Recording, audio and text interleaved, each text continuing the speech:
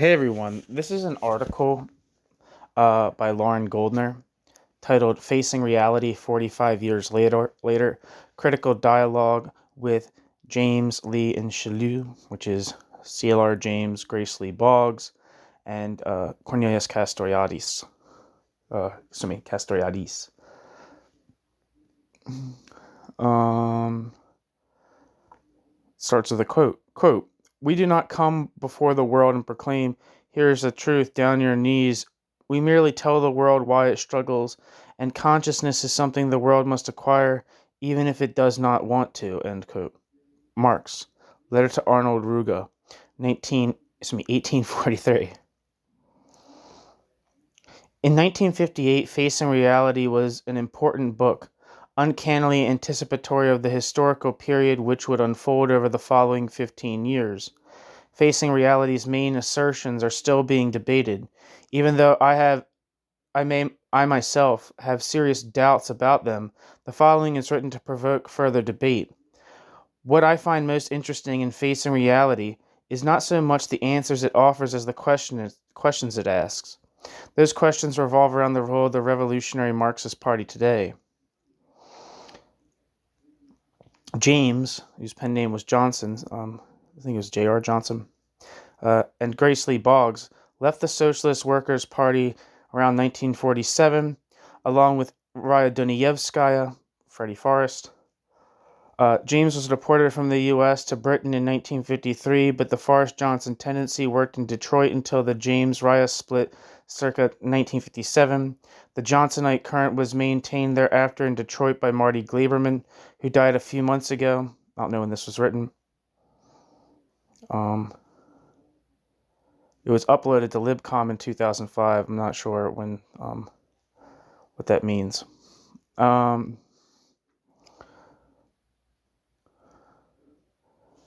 The Johnsonite current was maintained thereafter in Detroit by Marty Glaberman, who died a few months ago, and still influences in varying degrees groupings such as the Youngstown Impact Circle and the journal Race Trader.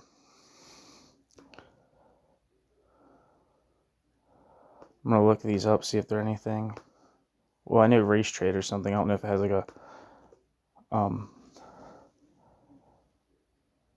Yeah, I'm not seeing anything for the Youngstown Impact Circle, but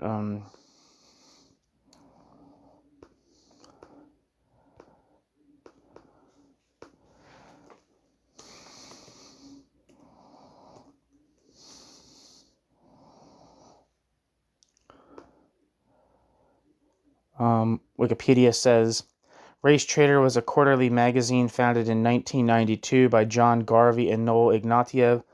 Race Trader's stated mission was, quote, to serve as an intellectual center, end quote, for those seeking to abolish white privilege.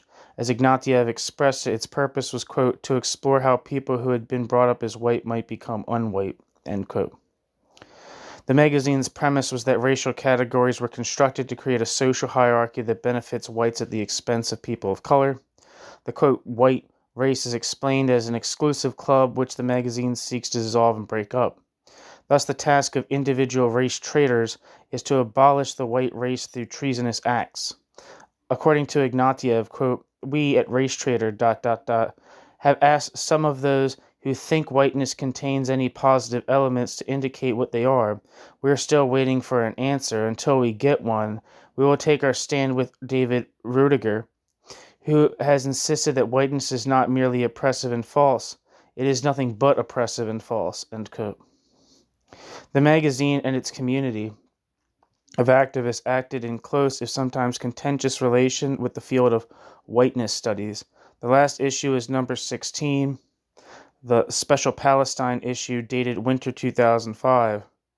The publication's motto is treason to whiteness is loyalty to humanity. The magazine's audience included academics, grassroots activists, prisoners, and students of many racial and sexual identities.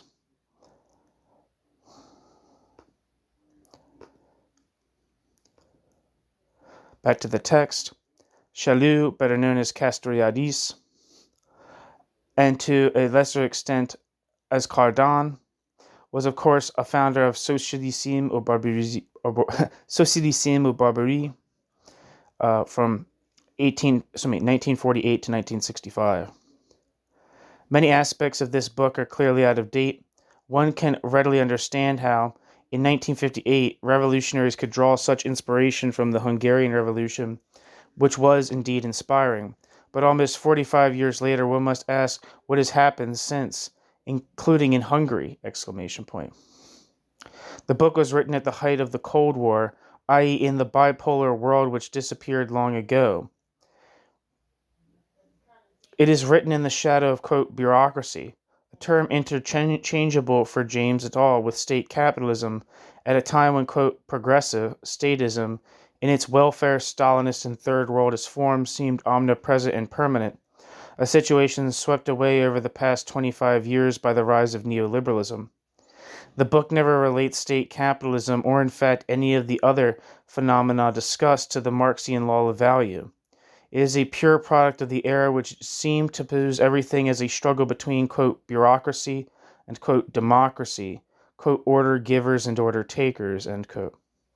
The book focuses almost exclusively, with the exception of Hungary, on worker struggles and power on the shop floor, and is therefore rightly open to the charge of workerism, an excessive point of production focus, with elements that seem at times almost syndicalist.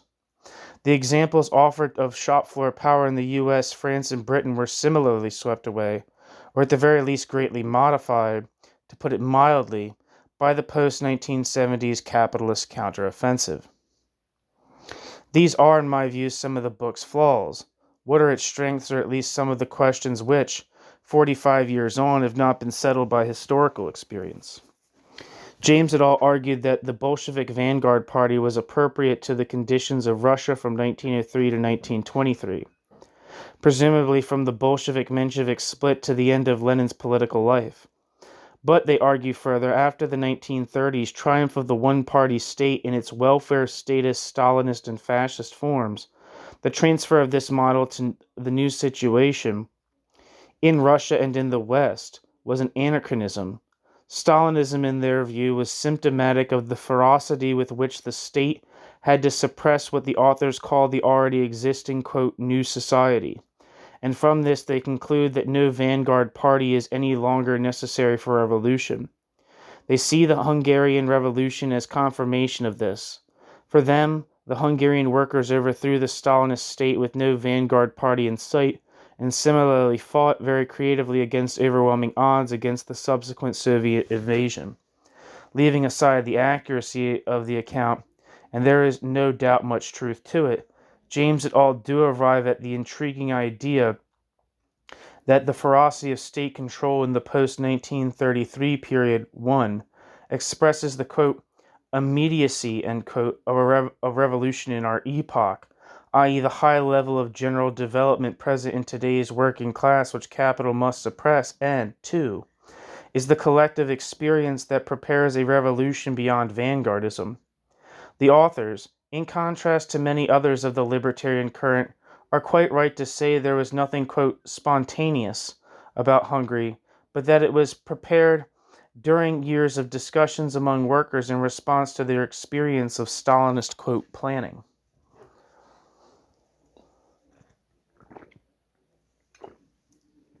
Another, in my view, unique aspect of the book, again in contrast to so much libertarian theory, is its affirmation of the idea of leadership, simultaneous with its rejection of reducing leadership to some formal vanguard group. Most libertarian anti-vanguard formulations always immediately reduce any, quote, leaders to, quote, bureaucrats. What James et al. Reject is the formal relationship of self-appointed vanguards to the historical experience of the class, much of which the latter are incapable of recognizing. In their view, and here I fully agree with them, the leaders of different struggles are not pre-selected by formal association in a vanguard organization, but from among those with the particular talents and skills of leaders, adequate or not to the task of the real movement. A great strength of this text, in my opinion, is that it avoids both the conventional libertarian rejection of, quote, leaders as a swear word, and at the same time the formal understanding of leadership stemming from the conventional, incarnationist body of Christ concept of the Trotskyist milieu, from which the authors all emerged. Those of us shaped by 1968 have lived through such a long and bleak historical period. Since then, without precedent in length in the history of the movement since 1848, that the book's description of the problems of vanguardism acquires a ring of truth it would not have had to many in the 1968 to 73 period, which seemed to be a historical, quote, recovery of the vanguard concept, with the proliferation of sects claiming the mantle of Bolshevism, quote, proletarian Jesuits, end quote, as James et al. Call them. The singularity and exceptional interest of this text, at least for me, is fourfold. 1. The use in very accessible and not condescending language of James et al.'s reading of Hegel for revolutionary purposes. 2. The idea that the, quote, one-party state which triumphed globally, circa 1933, fascism, Stalinism, New Deal, obviates the Bolshevik model of the party for present and future purposes. 3. The forecast that automation was posing, quote, every question for the working class in a way unknown to earlier generations of Marxists. 4. Will be dealt with momentarily.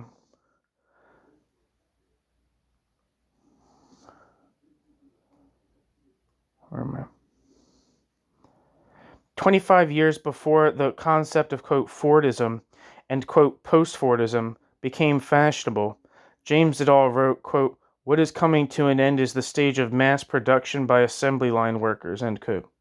My own term for this new phase has been the, quote, Grundrisse phase of capitalism, end quote. The phase in which scientific labor, resulting in, among other things, automation, is directly appropriated by capital as a significant source of value. Once again, quote, value is striking in James et al.'s text by value's total absence.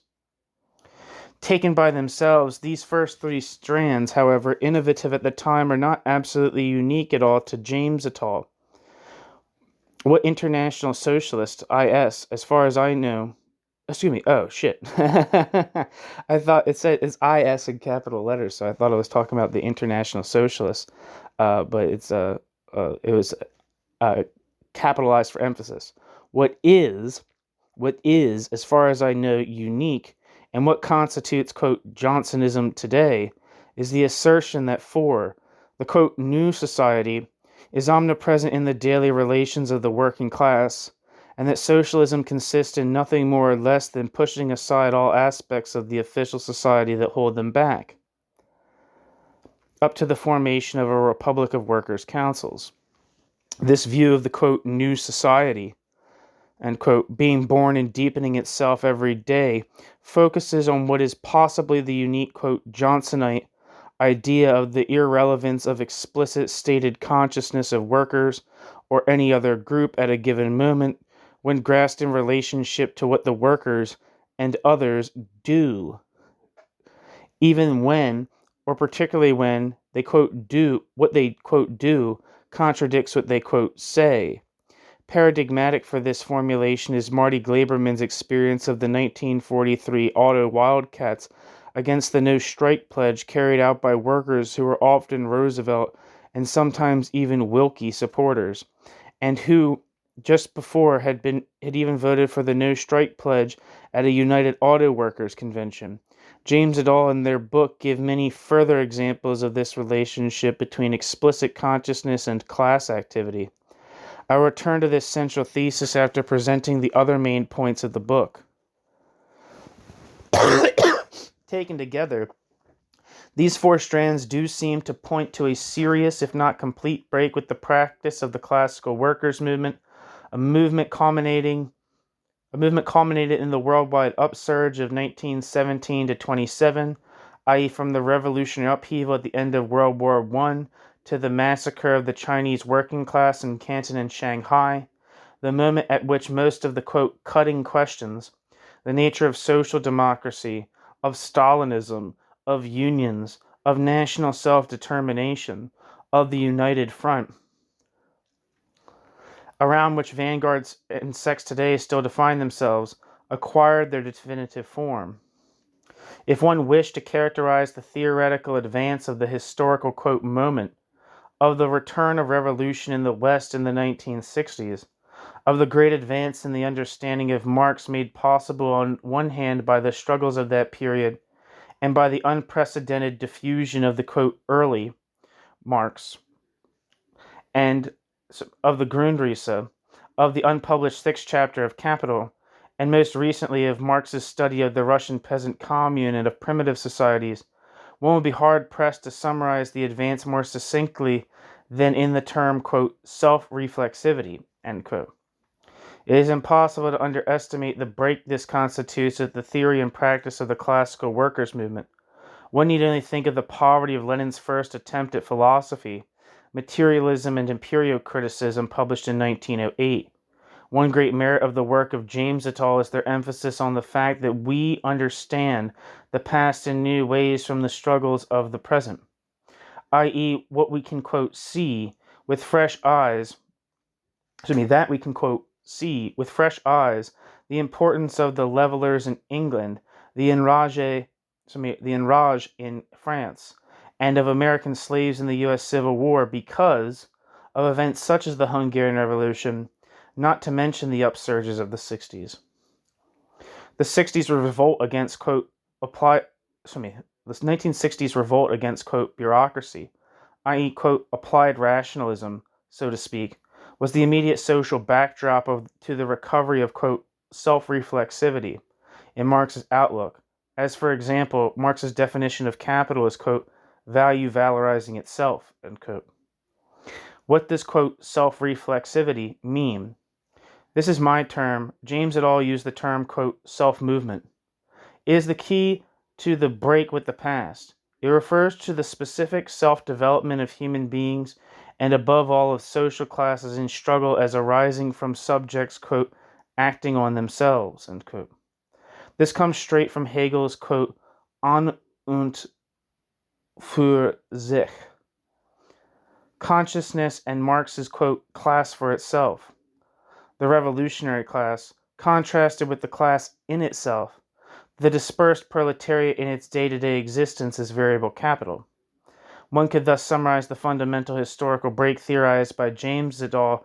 Quite simply, quote, rationalism, acting on objects, Western thought from Descartes to the early Lenin, equals vanguardism, elites organizing others' self-activity, subjects acting on themselves.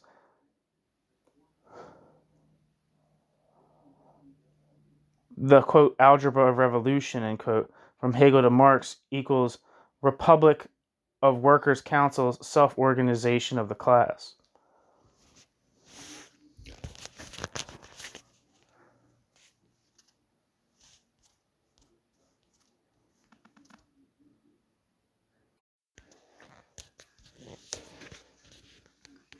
It is no accident that every vanguardist group still in existence in the world today, primarily Trotskyist, displays total indifference, when not outright Philistine contempt, towards the 1950s and 1960s, quote, recovery of Hegel, the 1840s Marx, the Grundrisse, the, quote, unpublished sixth chapter of Volume 1, etc., and continues this indifferentist attitude even towards Lenin's late discovery of Hegel. In 1914, Lenin said, quote, no Marxist since Marx has understood capital, end quote, presumably including Lenin himself up to that point. And Lenin's post-1914 philosophical notebooks, repudiation of the sophomoric reductionist boilerplate worldview of the 1908 materialism and Empirio-Criticism. For these groups, such considerations are, quote, mere theory, at best an afterthought useful for placating a few intellectual contacts who, in Lenin's formulation, quote, must be kept on a very short leash, end quote. The vanguardists are indifferentists on the question of philosophy, while of course generally adhering to the most unashamed, unspoken reductionism, as they are of James et al.'s assertion that, quote, philosophy must become proletarian, end quote, because they are stuck in the old worldview sooner or later of, quote, acting on objects, end quote, just like the rationalist tradition from the 16th to the 19th century, in the framework of bourgeois thought and science, and continued by the classical workers' movement from Lassalle to the pre-1914 Lenin.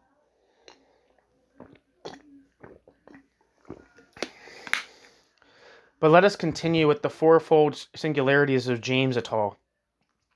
The implications of the consolidation of the, quote, one-party state, end quote, in the first third of the 20th century. Quote, today, 1 billion people are living under a totalitarian state that a few decades ago existed only in the scribblings of a few madmen, end quote. In the view of the authors, the great majority of Marxists formed by the vanguard view were, by the 1950s, in state or pro-state apparatuses ranging from the British Labour Party to the United Auto Workers, which James elsewhere once characterized as a one-party state in the wings.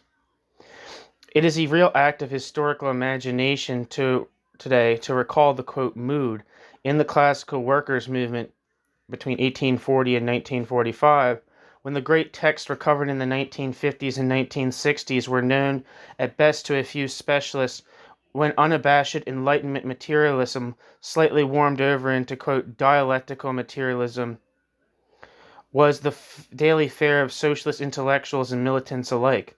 A similar act of imagination is required to recall the pre-1914 situation, when Anglo-French liberal democratic capitalism still exercised real attraction for reformers and pre-Marxist would-be revolutionaries living under monarchies, empires, autarchies, despotisms, landed oligarchies, and military pronunciamentos. Pronunciamentos. I'm saying it wrong. Not to mention outright colonial and semi-colonial domination by Britain and France. And most of the world middle-class people aspiring to serious change still looked to London and Paris for models, and read Voltaire, Diderot, Bentham, Comte, Saint-Simon, Mill, Balzac, Hugo, Zola, Shaw, and the Webbs for inspiration and guidance. One should never forget how much a figure such as Edward Bernstein, who still figured as a, quote, orthodox Marxist, unquote, prior to the revisionist debate of 1898, admired English institutions and culture. Extrapolating from that fact, one can grasp to what extent mainstream German social democracy, the linchpin of the classical workers' movement, was a substitute for an absent middle-class liberalism in German society. One should never forget that in countries such as France, Italy, Spain, and Portugal, as late as 1900, mass workers' movements were still caught up in major battles with the state and the Catholic Church for secular education, that is, for a bourgeois enlightenment project, and still had to expel, and in some places did not expel, Freemasons, the ultimate top-down rationalist reformers, from their ranks. From 1848, and particularly from 1871, and the Paris Commune onward, popularized, quote, Marxism of a sort was of course undermining and going beyond Anglo-French Enlightenment thought and culture. But what was this, quote, Marxism? It was mediated to the world largely by the Lassallean SPD, whose distinguishing characteristic was precisely the separate, quote, elite body of professional organizers, end quote, a notion quite foreign to Marx himself, organizing the working class as rationalist thought organizes objects, and not accidentally propagating the original boilerplate reductionist, quote, Marxism, that prompted Marx to exclaim, quote, I am not a Marxist. This current culminated in the Bolshevik Party, whose adherence to this approach, despite the little-known, quote, late Lenin, was carried far into the 20th century by Stalinism, Maoism, and Trotskyism.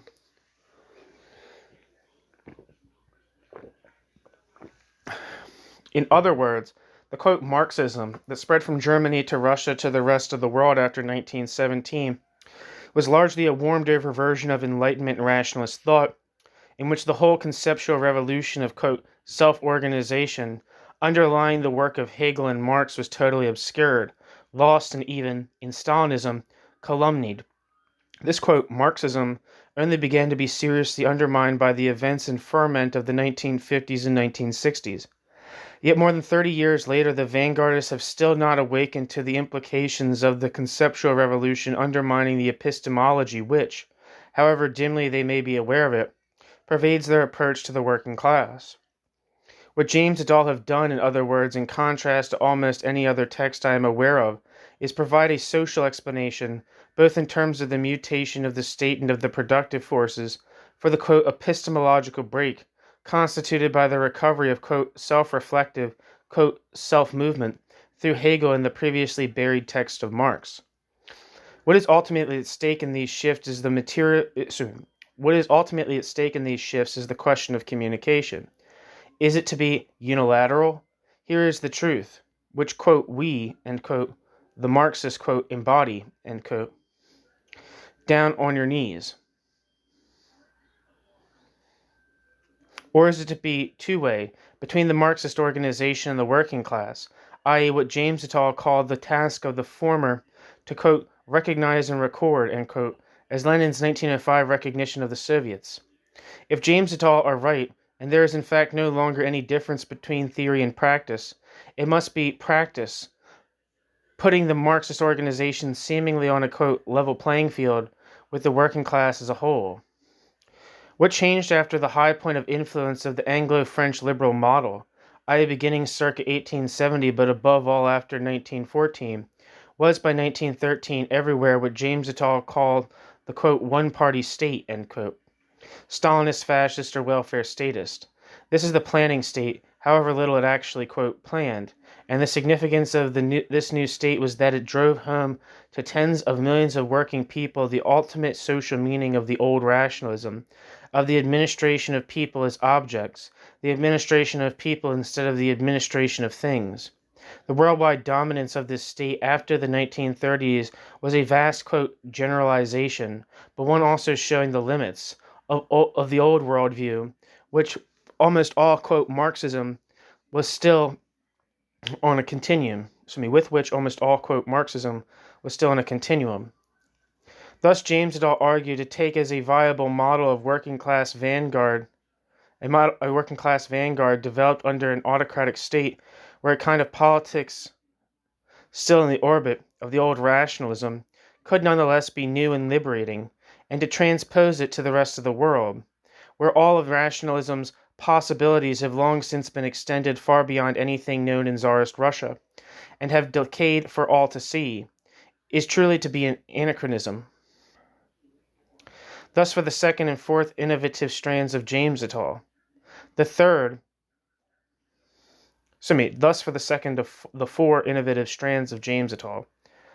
The third is the question of automation. Perhaps nowhere does the dated quality of facing reality, its lack of attention to the Marxist theory of value, come through as in this aspect of the book. The discussion assumes automation's relentless extension, in the framework of the welfare/one-party state, into the indefinite future, an assumption the authors shared with any number of other 1950s, 1960s treatments of the subject, from the, quote, triple revolution theorists to Murray Bookchin's, quote, post-scarcity anarchism.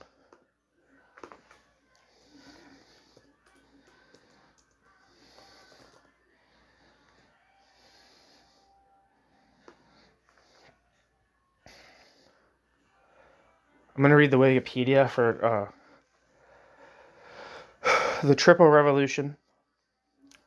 The Triple Revolution was an open memorandum sent to U.S. President Lyndon B. Johnson and other government figures on the 22nd of March 1964. The Triple Revolution concerned three megatrends of the time: increasing use of automation, the nuclear arms race, and advancements in human rights. Drafted under the auspices of the Center for the Study of Democratic Institutions, the Triple Revolution was signed by an array of noted social activists, professors, and technologists who identified themselves as the Ad Hoc Committee on the Triple Revolution. The chief initiator of the proposal was W.H. Ping Ferry, at that time a vice president of the Center for the Study of Democratic Institutions, basing it in large on the ideas of the futurist Robert Theobald.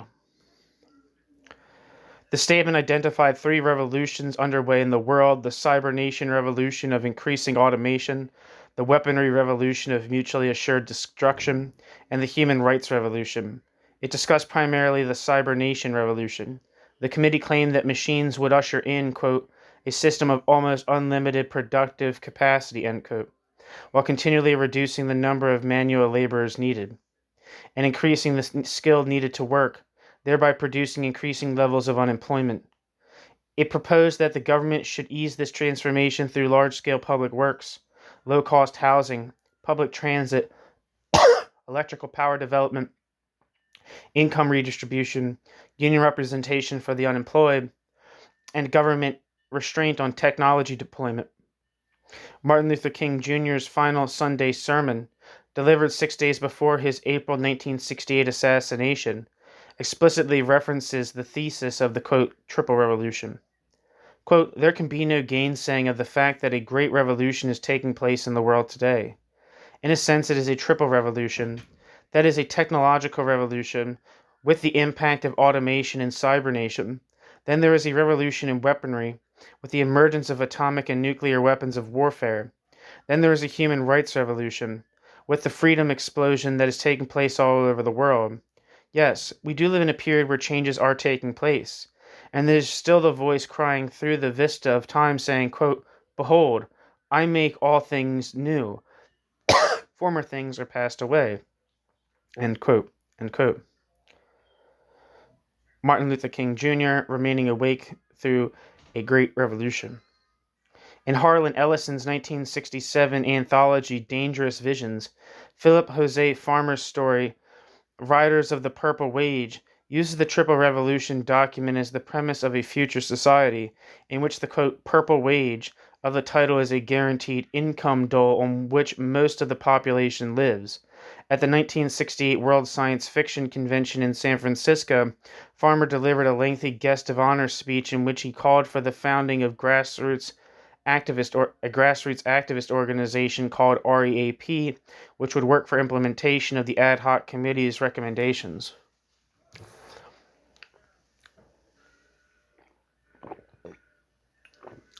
Looking back on the proposal in his 2008 book, Daniel Bell wrote, quote, the cybernetic revolution quickly proved to be illusory. There were no spectacular jumps in productivity, ... Cybernation had proved to be one more instance of the penchant for over-dramatizing a momentary innovation and blowing that innovation up far out of proportion to its actuality, ... The image of a completely automated production economy with an endless capacity to turn out goods was simply a social science fiction of the early 1960s. Paradoxically, the vision of utopia was suddenly replaced by the specter of doomsday. In place of the early 60s theme of endless plenty, the picture by the end of the decade was one of a fragile planet of limited resources, whose finite stocks were being rapidly depleted and whose waste from soaring industrial production were polluting the air and waters, end quote. In his 2015 book, Rise of the Robots, Martin Ford claims the Triple Revolution's predictions of steady decline in future employment were not wrong, but rather premature. Martin Ford cites, quote, 7 deadly trends, end quote, that began in the 1970s, 1980s, and by the mid-2010s appeared set to continue. 1. Stagnation in real wages. 2. Decline in labor's share of national income in many countries. Breakdown of Bowley's Law, while corporate profits increased. 3. Declining labor force participation. 4. Diminishing job creation, lengthening jobless recoveries, and soaring long-term unemployment. 5. Rising inequality. 6. Declining incomes and underemployment for recent college graduates. 7. Polarization and part-time jobs. Middle-class jobs are disappearing to be replaced by a small number of high-paying jobs and a large number of low-paying jobs. According to Martin Ford, the 1960s were part of what in retrospect seems like a golden age for labor in the United States, when productivity and wages rose together in near lockstep, and unemployment was low. But after about 1980, wages began stagnating while productivity continued to rise. Labor's share of the economic output began to decline. Ford describes the role that automation and information technology play in these trends, and how new technologies, including narrow AI, threaten to destroy jobs faster than displaced workers can be retrained for new jobs, before automation takes the new jobs as well. This includes many job categories, such as in transportation, that were never threatened by automation before. According to a 2013 study, about 47% of U.S. jobs were susceptible to automation.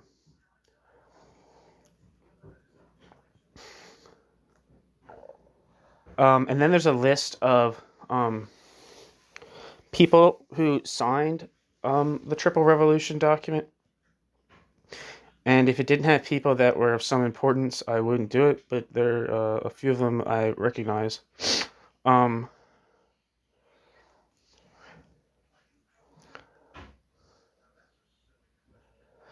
Todd Gitlin, Roger Hagan, Michael Harrington of Democratic Socialists of America fame, Tom Hayden, Ralph L. Hellstein, union leader, Francis W. Herring, professor of governmental studies, Gerard Peel, Michael D. Reagan, Ben B. Seligman, Robert Theobald, William Worthy, Alice Mary Hilton, who was a technologist, Maxwell Geismar, author, Philip Green, professor of political science, H. Stuart Hughes, professor of history, Linus Pauling, John William Ward, Hugh B. Hester, Gerald W. Johnson, Irving F. Laux, Gunnar Myrdal, A.J. Must, Louis Fain. It should be that A.J. Must is like a Christian activist who was involved in the Trotskyist. He wasn't a Trotskyist himself, but there was like I forget the actual like proper title is, but something like the Workers' Party of America, which was like the Trotskyist like party that was mixed with another group under the leadership of Must during like the French turn period, or like the period of entrism, where it was like thought that Trotskyist organizations needed to like work their way in to larger mainstream socialist organizations. Anyway, Louis Fine, computer consultant, Stuart Meacham, Everett C. Hughes, professor of sociology, Everett C. Hughes, professor of sociology, Robert Heilbroner. I think he wrote a book called like The Earthly Philosophers or whatever, which is like about like Marx, Adam Smith, and Ricardo. I think like the early people in classic the critique the people associated with classical political economy. Irving Howe, who came out of I think was part of the Workers' Party in the United States, which was the Shachtmanite Trotskyist group, like in the 40s and early 50s. Bayard Rustin, Norman Thomas being the head of the Socialist Party of the United States. Dwight MacDonald, also coming out of Trotskyism, but then moving towards like the third camp, and then becoming something of like a some kind of libertarian socialist, however defined. Carl F. Stover, Donald G. Ager, James B. Armstrong, James Boggs. That's interesting. James Boggs actually, the piece that's being referred to here, Face of Reality, was written collectively by Grace Lee Boggs, James Boggs' wife, and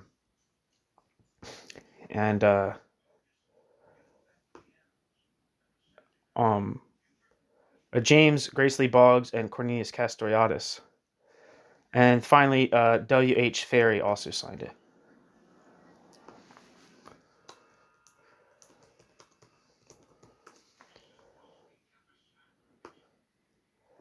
I'm going to read the Wikipedia for post-scarcity anarchism. Post-Scarcity Anarchism is a collection of essays by Murray Bookchin, first published in 1971 by Ramparts Press. In Post-Scarcity Anarchism, Bookchin outlines the possible form anarchism might take under conditions of post-scarcity.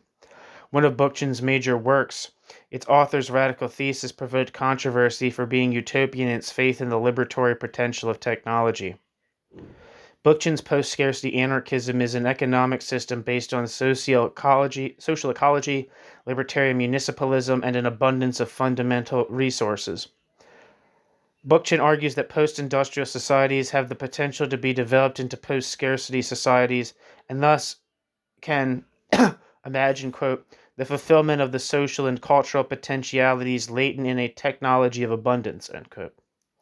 The self-administration of society is now made possible by technological advancement, and when technology is used in an ecologically sensitive manner, the revolutionary potential of society will be much changed. Bookchin claims that the expanded production made possible by the technological advances of the 20th century were in the pursuit of market profit and at the expense of the needs of humans and of ecological sustainability. The accumulation of capital can no longer be considered a prerequisite for liberation, and the notion that obstructions such as the state, social hierarchy, and vanguard political parties are necessary in the struggle for freedom of the working classes can be dispelled as a myth. Bookchin's thesis has been seen as a form of anarchism more radical than that of Noam Chomsky. While both concur that information technology, being controlled by the bourgeoisie, is not necessarily liberatory, Bookchin does refrain from countering this control by developing new, innovative, and radical technologies of the self. Post-anarchist scholar Louis Call compares Bookchin's language to that of Marcel Mauss, George Bataille, and Herbert Marcuse, and notes that Bookchin anticipates the importance of cybernetic technology to the development of human potential over a decade before the origin of cyberpunk. The collection has been cited favorably by Marius de Guess as presenting, quote, inspiring sketches, end quote, of the future, and as, quote, an insightful analysis, end quote, and, quote, a discussion of revolutionary potential in a technological society, end quote, by Peggy Kornegger in her essay Anarchism, the Feminist Connection. Back to the text. James et al. Seemed to completely forget, as did virtually everyone else at the time, that without living labor, capital does not exist, and that when capital is threatened by expelling too much living labor from the production process, it must reemploy workers in labor-intensive activities to continue its, quote, vampire relationship to living labor.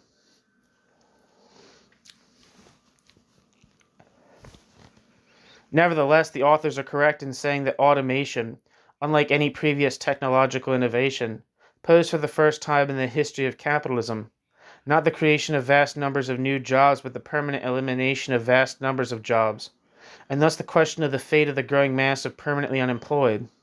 This, however, has worked itself out since 1958. Through high-tech nanotechnology, outsourcing, Kanban, deindustrialization, quote, service sector Mac jobs, third world industrialization and globalization, in a way that would be almost unrecognizable to James et al., writing at a time when it seemed self-evident to focus on shop floor struggles in the US, Britain, and France, however inspired by Hungary. No reader today will have any difficulty recognizing the pertinence of these lines from 1958. Quote, Now, with automation, capitalism is robbing the majority of the population of the only role they have been permitted.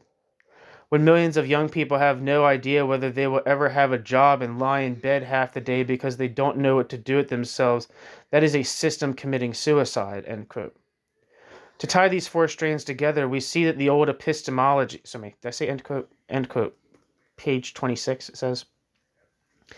To tie these four strands together, we see that the old epistemology from the, quote, classical workers' movement. Wait, is that a quote?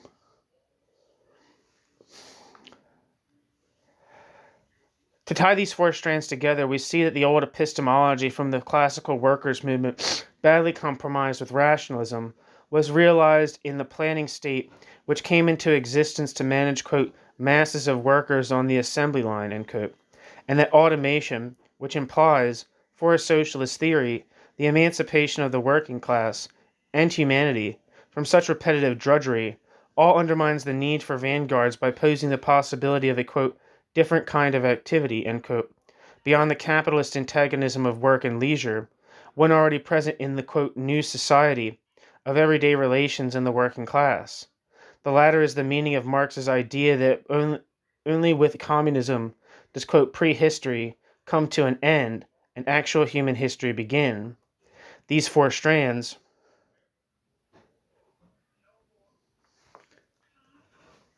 excuse me.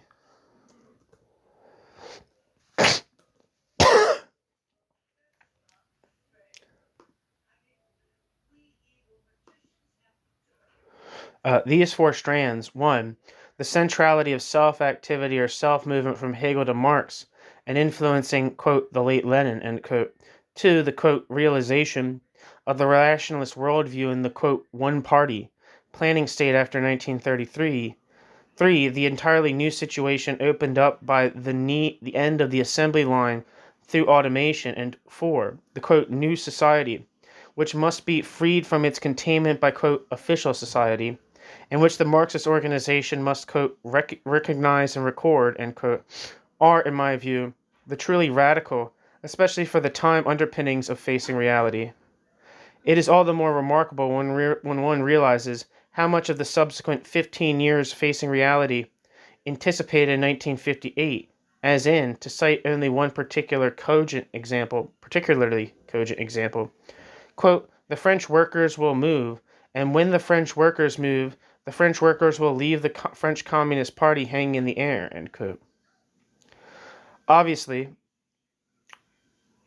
End quote. Obviously, I am extrapolating the themes that hit me between the eyes and neglecting the very rich discussion of the total bankruptcy of, quote, official society since World War I, as in, quote, any elite must of necessity consciously falsify the information it gives to the mass, ...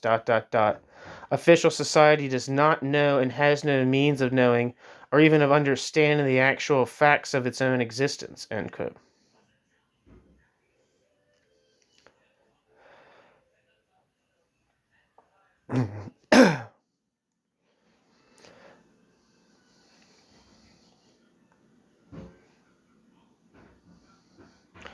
The brief, brilliant asides on the fate of art in this period, containing in one line a devastating critique before the letter of the, quote, postmodern assault on the, quote, canon. Quote, so it is that at this stage of our society, art is either the contemporary abortions which rasp the nerves and stimulate without satisfying, or it is a retreat to the accepted classics because they are being used as a bomb shelter, whereas they were originally explosives, end quote.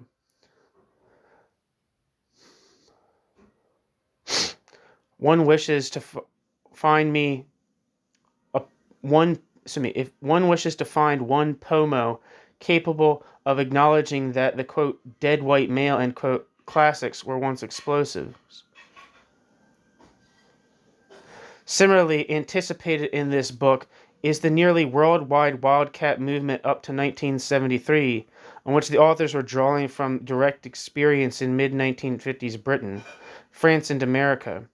The resulting 1960s surge of interest in councilism, workers' councils, and workers' control, the worldwide impact of Hegel, the 1844 manuscripts, the Grundrisse, the then unpublished sixth chapter of Volume 1, all the new histories of the classical workers' movement focusing on factory committees, workers' councils, and Soviets in Russia, Germany, Italy, Spain, the rediscovery of the Council Communists, Pannekoek, Goldner, and the Communist Workers' Party of Germany, the histories of the bourgeois revolutions which, quote, rediscover such currents as the levelers and diggers, Muggletonians, Fifth Monarchy men, and in Raj, the situationist critique of art, the international debate on Lenin, quote, party and class, end quote, in the 1968 to 1997, 1976, Jesus Christ, 1968 to 1975 period.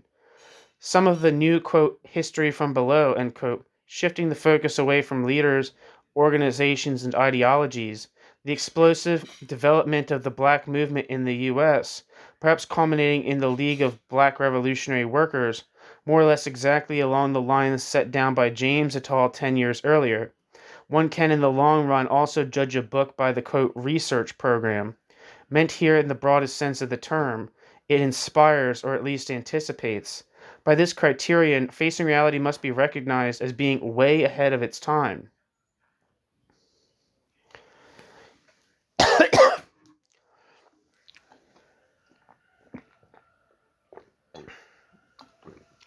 But of course, if we are interested in Facing Reality 45 years after it was written, it can only be for what the book might illuminate for our present and future. For the main real question, for non-antiquarians, of what is to be done, is here that James et al., whatever one might think of the merits of the book sketched above, enter the most controversial terrain of the new conception of the Marxist organization in the new epoch of self-organization. The, quote, one-party state, automation, and the superannuation of vanguardism by the emergence of the, quote, new society in everyday life. Writing in 1958, the authors refer to 30 years of futility of the small Marxist organization, looking back to the 1928 definitive triumph of Stalinism in Russia, at least by the Trotskyist timetable. We in 2002 can say, effectively, 75 years, which is in no way to denigrate the explosion of the 1960s and the early 1970s, which gave many of us the, quote, eyes with which to read James et al. With interest today. We can honestly say there is not a great deal of truth in their description of the life of the sect, of, quote, small organizations dressing up as big ones, end quote, as the authors put it. Jesus Christ, I'm so fucking bad at reading. Who can honestly say there is not a great deal of truth in their description of the life of the sect, of, quote, small organizations dressing up as big organizations, end quote, as the authors put it? Everyone who lived as a militant through the late 1960s and early 1970s must recognize how the small vanguard groups were mainly tossed about like corks on a wave by the major upheavals of the time, and could by no stretch of the imagination be said to have, quote, led them. This is particularly true when we consider the wildcat movement in industry in most major capitalist countries from the mid-1950s to 1973.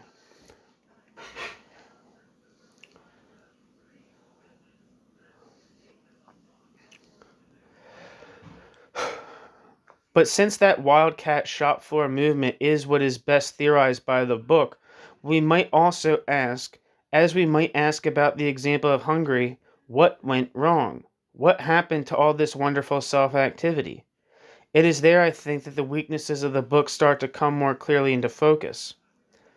For James et al., as in much of James's other work, above all, Notes on Dialectics, published in 1948, the working class is portrayed as a tiger straining on a leash, barely contained by official society, the latter led by, quote, working class parties, end quote, and unions and union officials, including American shop stewards, enforcing the contract.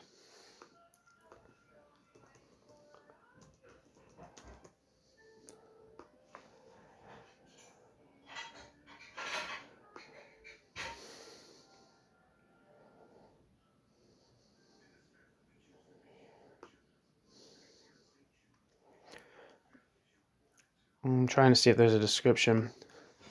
Oh, Notes on Dialectics by C.L.R. James.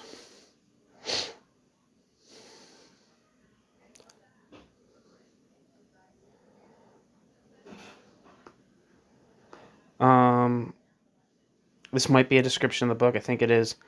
C.L.R. James is one of the leading Marxist interpreters of colonialism and anti-colonial struggle in the 20th century.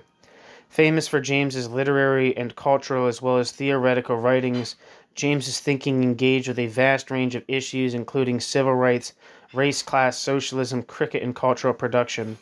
Notes on Dialectics first published in 1948, is James's key theoretical work.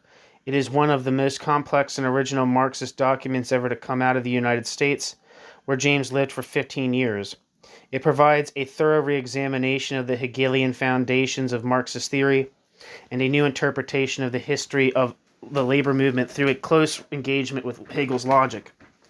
To this day, the book represents a brilliant example of a living, productive engagement with Marxist theory and politics. This new edition, with a new introduction from leading James scholars, ensures that this classic book will continue to reach a new generation of scholars and students of Marxist theory as well as activists.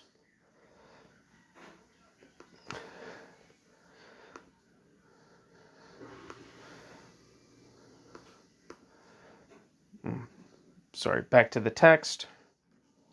At the risk of highest heresy, I might contrast facing reality to formulations in a text seemingly at the other end of the spectrum, to be published shortly in English translation, on the question of, quote, party and class by the Italian Bordighist current, and most notably the Bordighist critique of Gramsci.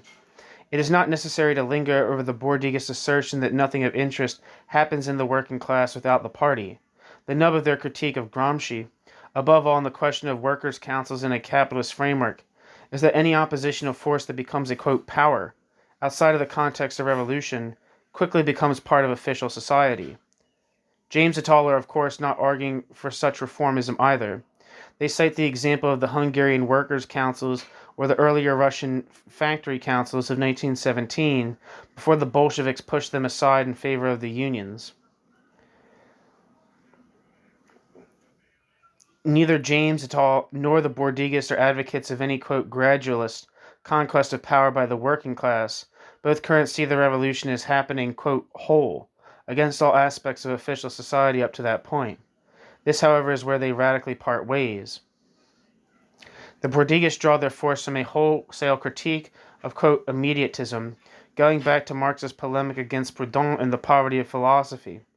They see, quote, immediatism, by which they mean, without saying it explicitly, any working class action not led by the vanguard party, in various currents that have arisen since Marx, from the, quote, left and from the, quote, right, which express the situation of the working class in the individual factory, or even at the point of production as a whole, what Marx in Volume 1 calls the, quote, sphere of immediate production, end quote. They see this as a common thread uniting Proudhonian and Bakuninist anarchism. While the latter's historic appeal to craft workers desiring to control their own production, with Bakunin's historic appeal to craft workers desiring to control their own production process. Bernsteinian reformism, which did evolve into the German works councils, not workers' councils, works councils, or Betriebsräte, officially recognized first in the Weimar Republic and then more thoroughly after World War II. Anarcho-syndicalism, revolutionary syndicalism, and syndicalism of the Sorelian direct action variety circa 1900, 1920s German-Dutch councilism, and finally in the socialism or barbarism group in the post-1945 period, of which one of the authors of Facing Reality, Castoriadis, was a major theoretician. None other than Lenin observed, in the pre-1914 syndicalist revolt and strike wave of British workers against the Labour Party and its unions, that reformism breeds syndicalism, and that the two are interdependent rejections of Marxism, and specifically, by syndicalism's refusal of politics, of direct political confrontations with the capitalist state. The Bordighists see this, quote, immediatist, workplace-centered view of the working class which, in either its reformist or apparently radical guises, attacks Marxism, by which the Bordighists also mean, of course, the, quote, party, from the, quote, right or from the, quote, left, as a replication within the workers' movement of the essence of capitalism itself, the alienation of different groups of workers in the very capitalist category of the firm and the individual sector.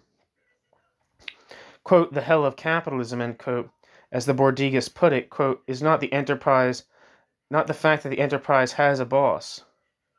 The hell of capitalism end quote.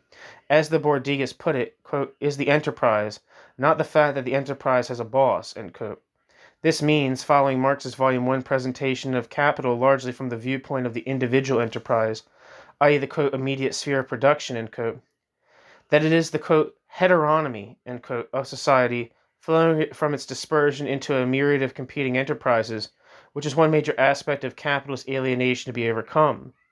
The ultimate drift of this, quote, immediatism is toward a conception of a, quote, republic of producers, as it was specifically advocated by many currents of anarchism, syndicalism, etc., controlling the immediate workplace.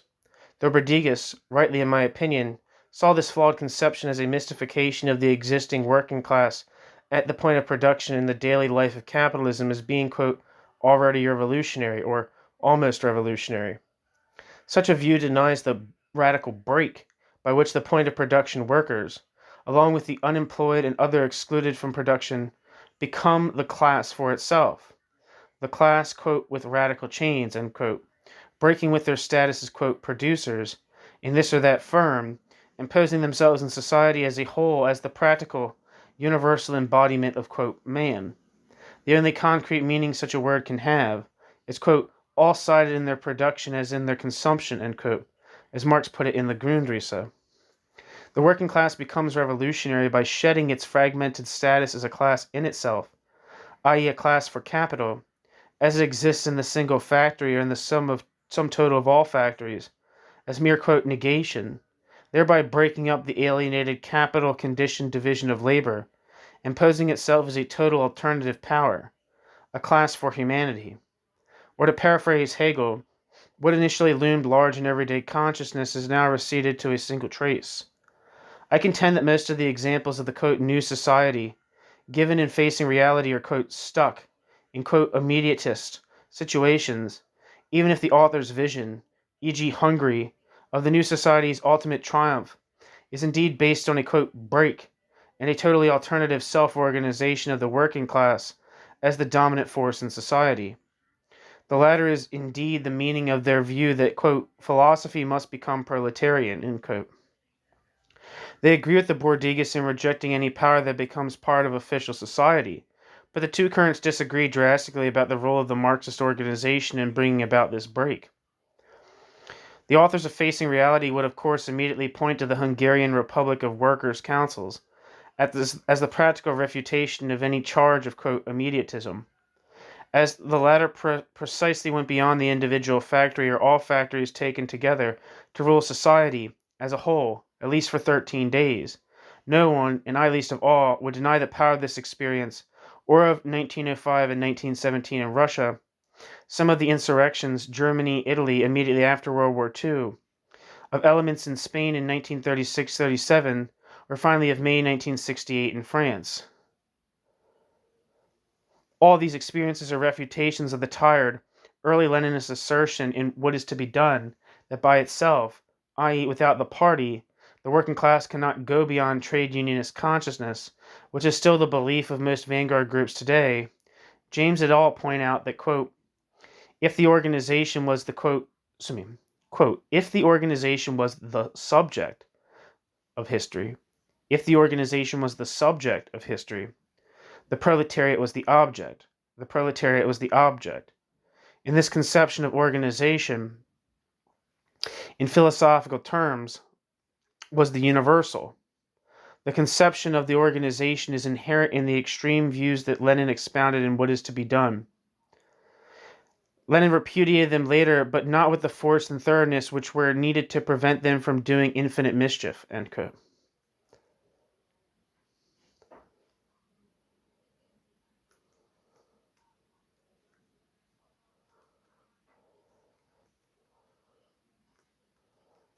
Where am I? Sorry, lost my spot. Nevertheless, when set against the great rollback of the working class, did I say end quote? End quote. Nevertheless, when set against the great rollback of the working class just about everywhere since circa 1973, one must wonder just how effective the informal shop steward networks on the London docks, etc., were in fighting it or even slowing it down.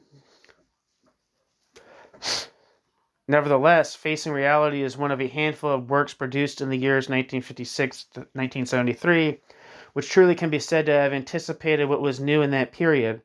The question confronting us once again is whether or not it has anything to say to our own.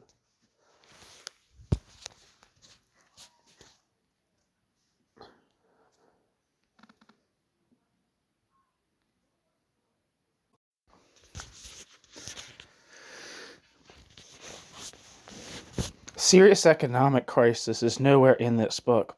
A few derisive asides are made to mainstream debates over inflation, the balance of payments, quote, living standards, followed by correct assertions that the working class could solve these problems in short order once it has set up a republic of workers' councils. One wonders what James et al. Would have to say today about the unraveling of capitalism in the three core countries they discuss, about entire deindustrialized regions, about millions of people trapped in minimum wage, no future service jobs, 10 to 20% fall in real wages, a 10 to 20% increase in the work week, quote, flexible hours, eliminating overtime and even a predictable work schedule, the demise of the big factory, the outsourcing of work even in core sectors such as auto, which loom so large in their analysis, the dispersion of remaining industry to non-union, quote, greenfield sites in the Sun Belt and out of the country altogether, to maquiladoras and export platforms around the world, the related breakup of big working class concentrations in the old industrial cities and the great dispersion of populations to suburbia and exurbia. 3 and 4 minimum wage job blue collar families working at Walmart, call centers and the new casinos that have replaced industry, the return of sweatshops, child labor and bonded labor, i.e. virtual slavery, the prison construction boom and prison labor, third world immigration and American, black and white hostility to it, the growing working class sympathy for protectionism, devastated, quote, inner cities, where all the factories closed 20 years ago, South Central LA and Cincinnati being paradigmatic, wiping out whole swaths of the black working class that in many places was at the forefront of the 1960s Wildcat Rebellion, the rise of far-right parties in Europe with a serious working class base organized around the issue of immigration.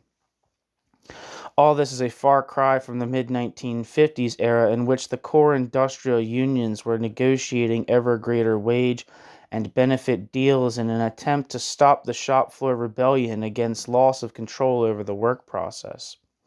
And what did the author's wonderful, quote, new society, end quote, do while all this was going on except undergo it? If the American workers, in fact, quote, held all the cards, end quote, in 1958, as the authors say, they certainly threw away their hand over the next 3 decades. James et al. Hardly imagined struggles of the kind that characterized the post-1980 period, where every concession was not enough to keep companies from shutting down northeastern towns and cities.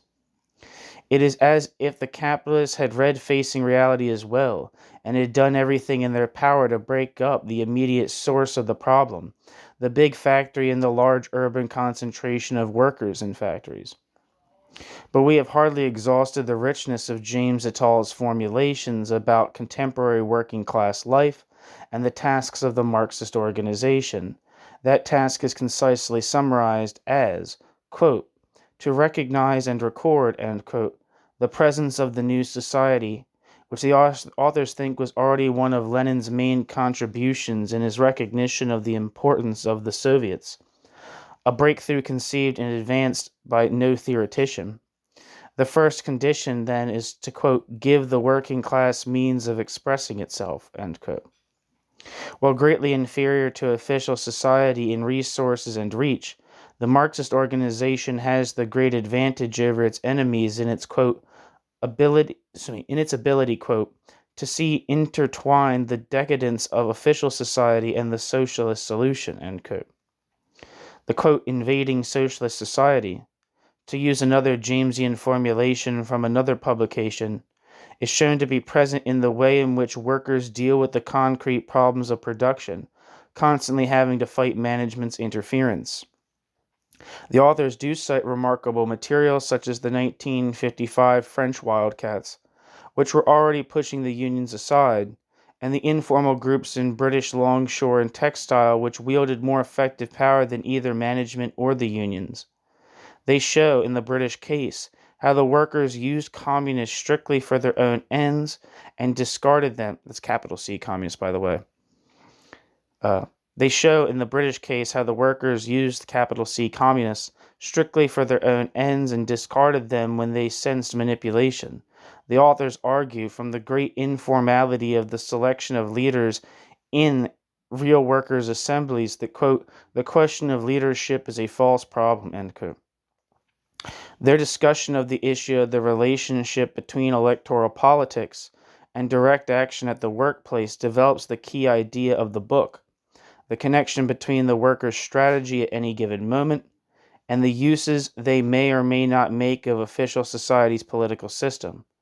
These are, of course, developed with focus on the French Communist Party, the British Labour Party, and the American Democrats. They argue that vanguard groups reach a low water mark of sterility and endless, quote, sweating about how to relate to elections, and this flows from the problem of, quote, small organizations dressing up as big ones, end quote. They argue that the great masses of people today have ideas similar to those of the Marxist organization, but in their own form, hence the need to, quote, recognize and record, end quote. What the workers need from the Marxist organization is, quote, information about such breakthroughs of the new society as the Russian factory councils of 1917 or the workers' councils in Hungary and Poland in 1956.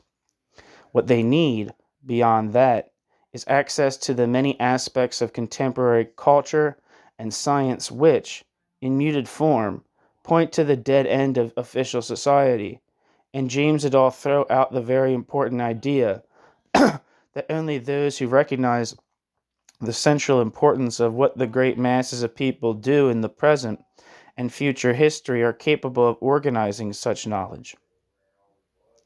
How, in light of these formulations, do James et al. Imagine the role of the Marxist organization, if it is not to act like a small political party, i.e., quote, recruiting and training workers for the revolution, end quote, as they would put it? Once again, such an organization would attempt to, quote, recognize and record, end quote, as Lenin recognized the Soviets as an unprecedented practical innovation put on the scene by the working class and not by any party.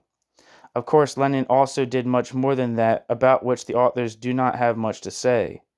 It would attempt to give expression to the tensions in the working class, as exemplified in facing reality's insistence on the crucial difference between what the workers say/think, i.e. voting for reformist parties, and what they do, seizing the factories, as in France after the election of the Popular Front in 1936. If this book has one paramount polemical object, it is this zeroing in on the vanguard's preoccupation with stated political views and with the outward signs to which their, quote, habit of mind and way of life, end quote, accustoms them, of political awareness.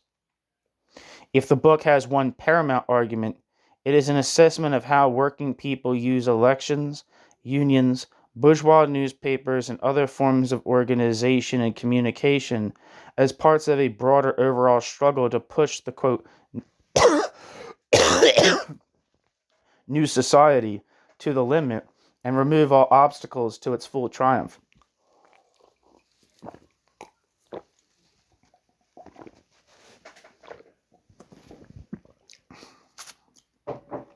I found most arresting the example cited from France in 1936 to Britain, France, and the USA in the mid-1950s, where workers, in James et al.'s view, waged a struggle whose different dimensions confounded the exclusive focus on explicit political consciousness as expressed in elections or party membership, or what newspapers the workers read. The role of the Marxist organization for James et al. Is not to imagine itself as the nucleus of the party, which will sweep aside the Social Democrats and Stalinists as the Bolsheviks swept aside the Mensheviks. For in the author's view, the workers do not imagine the future in terms of a new political party. It is to give workers the information, sick, they need to establish the Republic of Workers' Councils. They insist that the workers' writings from Hungary and Poland in 1956 constitute some of the richest material in existence of the new society in action, and say it shows the poverty of the small Marxist parties that no one has translated and edited them for working-class readers. To me, the key passage of the entire book is on page 140. Quote, "What is the difference today between theory and practice, between theory for the intellectuals and theory for the masses? There is none. As we have said earlier, in every department of modern intellectual and scientific life, immense discoveries have been made which tear to bits the assumptions by which our society lives and point the way to a new society, ... We repeat, in all these scientific discoveries, what is lacking is an integrating principle, some comprehensive universal, which will relate them to each other and to society and open out all their possibilities. This integration will not come at any one time, nor will this integration be the work of one man or any group of men. But this much is certain, that it can come only from men who have grasped the role of the great masses of the people in the new society and understand that the people are today ready to initiate the vast changes in society which the Hungarian workers initiated. The Marxist organizations and the intellectuals in particular must understand that it is their task to make all this knowledge available to the people in such terms as they can understand. This is not popularization. It has been proved that the most difficult of social, political, artistic, and philosophical conceptions can be presented to the people with simplicity and without vulgarization. But to do this demands mastery of the subject and understanding of the people, of the terms of their own experiences. It is the second of these which is so hard to come by. We have indicated the road, end quote. In light of this, James et al.'s vision of how this kind of Marxist organization acts differently from vanguards in their conception of a newspaper, quote, by workers, not for workers, end quote, is most instructive. One might concisely say that the vanguard's press still expresses the, quote, Kantian viewpoint of, quote, judgment. It exposes and condemns the crimes of official society, and it brings to bear the, quote, categorical imperative of, quote, workers must do this and must do that, end quote, culminating inevitably in the long laundry list of demands at the end of every article.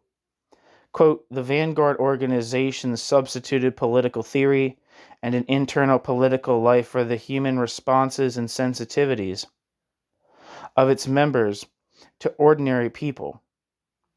It has now become very difficult for them to go back into the stream of the community, end quote. Page 131.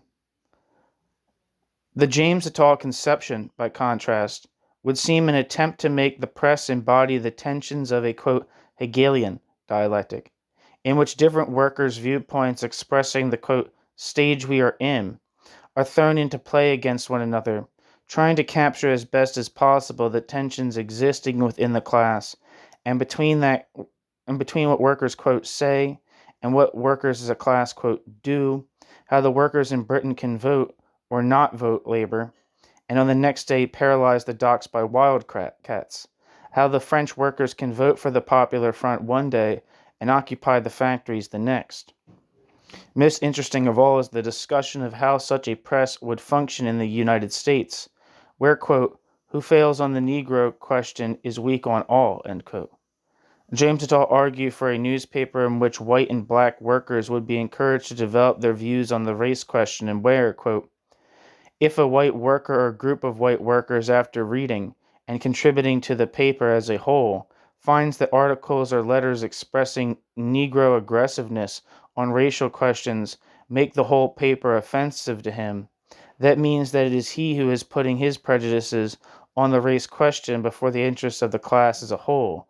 He must be reasoned with, agreed with, and if necessary, fought to a finish." End quote.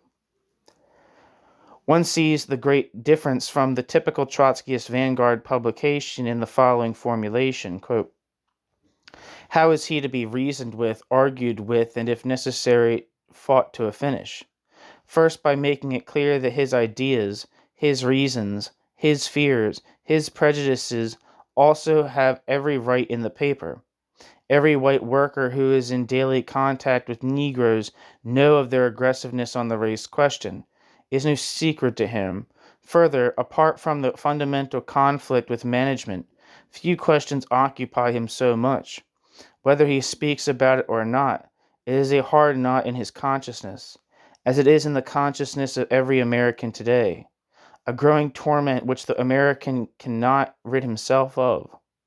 A frank and free discussion in public of the various difficulties as they arise in the surest way to prepare for that closer unity, which comes from common participation in great actions." End quote. But almost immediately following this very provocative proposal for a different kind of working-class newspaper, James et al. Insert a throwaway line that contradicts everything else they have said, and which is never elaborated again. In the midst of this idea of airing all the tensions in the class, informed by, quote, "the recognition that the new society exists, and that it carries within itself much of the sores and diseases of the old," end quote, the authors write, quote, "The Marxist organization will have to fight for its own position, ... The Marxist organization may have to carry on what for long periods may seem a losing battle. It will have to stand firm," end quote. What is then this, quote, "own position," around which the Marxist organization, quote, "will have to stand firm," end quote? Such a shift in focus seems to jump off the page. It is never mentioned before or after in the text. Stand firm around what? Does the Marxist organization then have something special to say that is not expressed by the conflicting viewpoints of workers? And if this is a paper, quote, "by workers, not for workers," end quote, just who is supposed to articulate this? And does this not constitute some, quote, "theory," different from the, quote, "practice," of the masses of people at some point? What exactly in the modern conditions of the, quote, "one-party state" has obviated the formulations of the Communist Manifesto? Quote, "The Communists are that section which pushes forward all the others. On the other hand, theoretically, the Communists have over the great mass of the proletariat the advantage of clearly understanding the line of march, the conditions, and the ultimate general results of the proletarian movement," end quote. There seems to be a end quote, Marx and Engels' Communist Manifesto.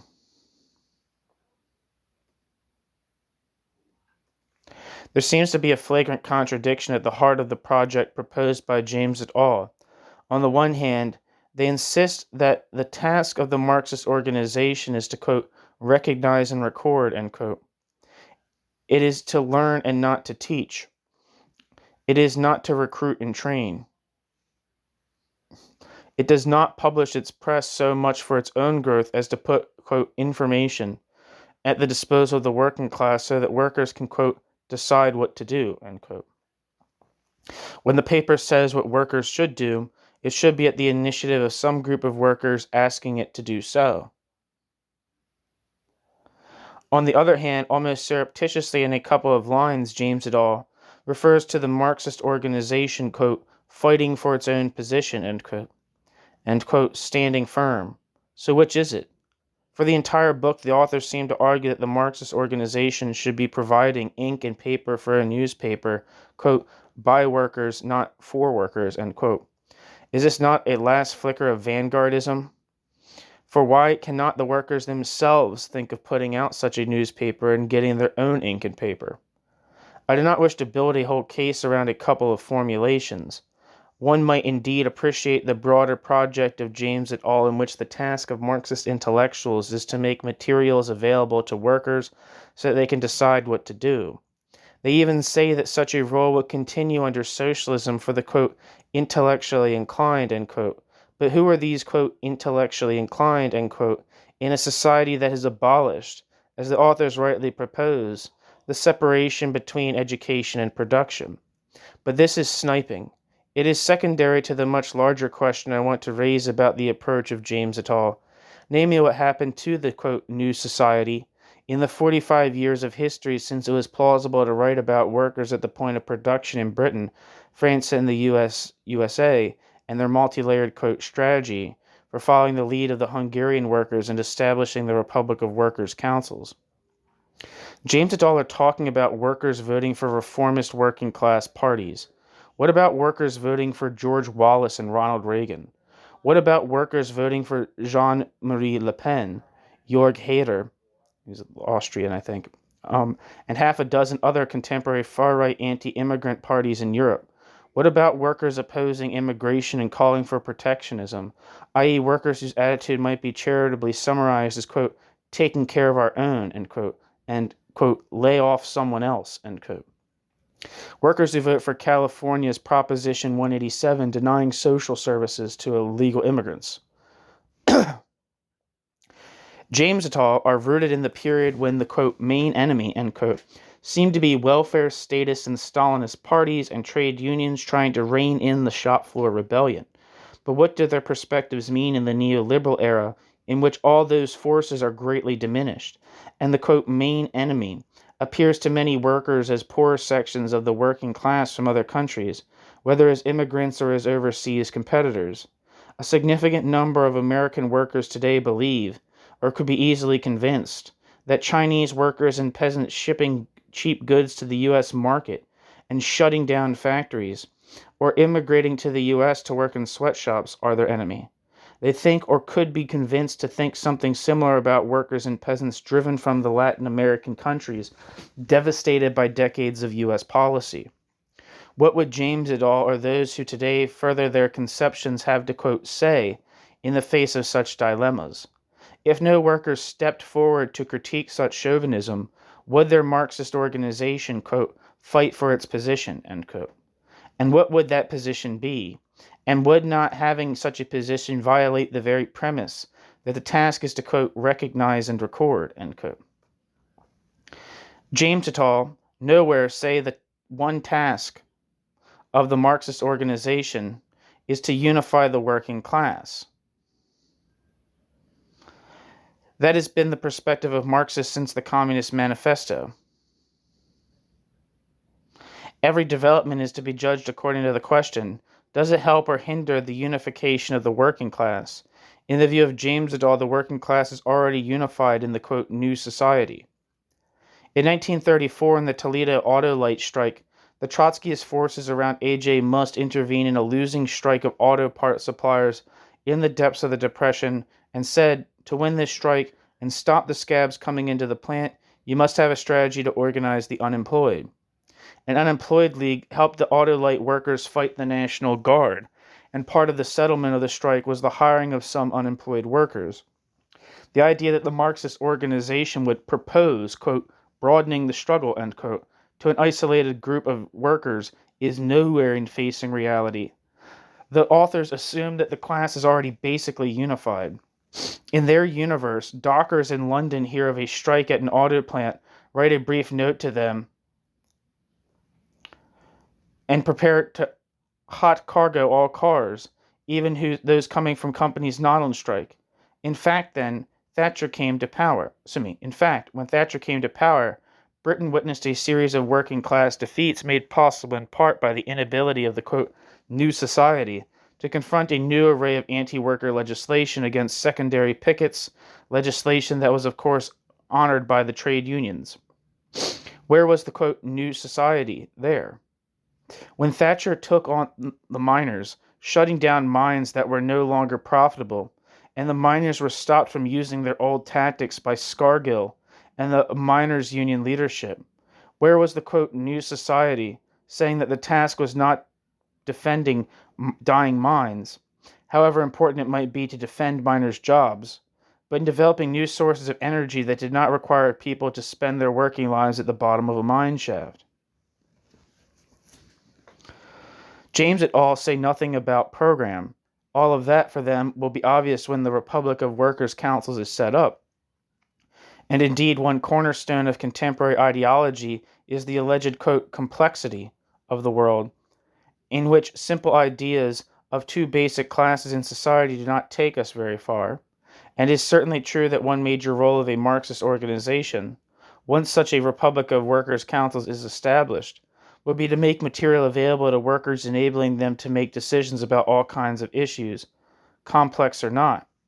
But if workers, as James et al. Say, have neither the time nor the inclination to study such issues of importance to the workers' movement, and Marxist organizations do, why shouldn't the Marxist organizations do the same thing for programmatic issues involved in, quote, getting from here to there, end quote, as they do for, quote, recognizing and recording, end quote.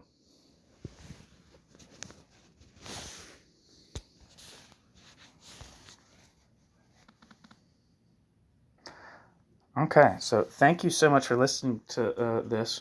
I'm currently reading C.L.R. James's and Grace Lee Boggs and Cornelius Castoriadis' Facing Reality. So this is a helpful way to kind of like look at it in a way that's a little more, critical, or looking at like major, like kind of like recognizing the major themes that at least Loren Goldner sees in it. Thanks for listening.